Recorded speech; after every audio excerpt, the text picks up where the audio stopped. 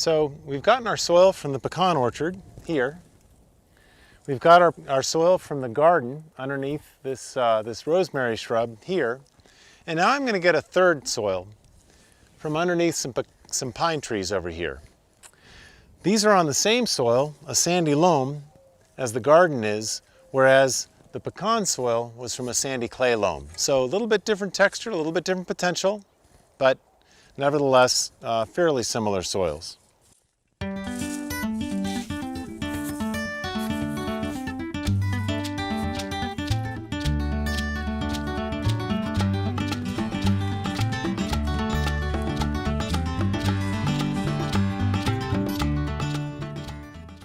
All right, so now I've got my soils, and typically if I'm doing a soil health evaluation, I'm not going to want to do the evaluation just in one location.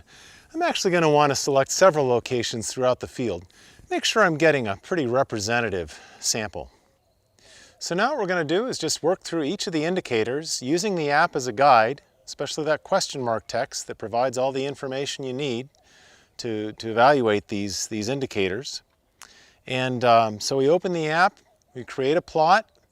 If you need help doing that, check out some of the other training videos. Just hit plus at the top of the screen, that'll do it.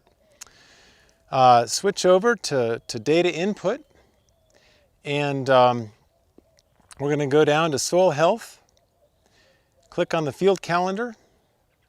Click on the date that you're making the observations for. You can pick a previous date if you've already recorded your observations on paper. And then we're going to select soil depths and just check. The default here is 0 to 6 inches, 0 to 15 centimeters, and 6 to 12 inches or 15 to 30 centimeters, depending on whether you've got it set to English or metric units. I'm going to stick with the 0 to 6 inches for my depths, go to field observations, and just start working my way back down through the indicators. We're going to start with soil cover. Soil cover, click on the question mark text, and it defines it as the percent of soil surface covered by live plants, dead plant material, or organic mulch. Here in front of me, I've basically just got a lot of dead plant material. Got a lot of leaves, plant litter. In the past, I've had some mulch here. Basically, what I'm looking for is to estimate or measure the cover in the area that I'm interested in the field. So there are 3 tabs in the Land PKS app.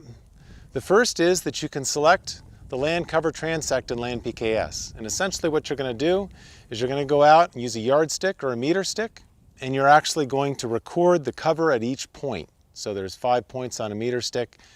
Again, there's a separate training video for that.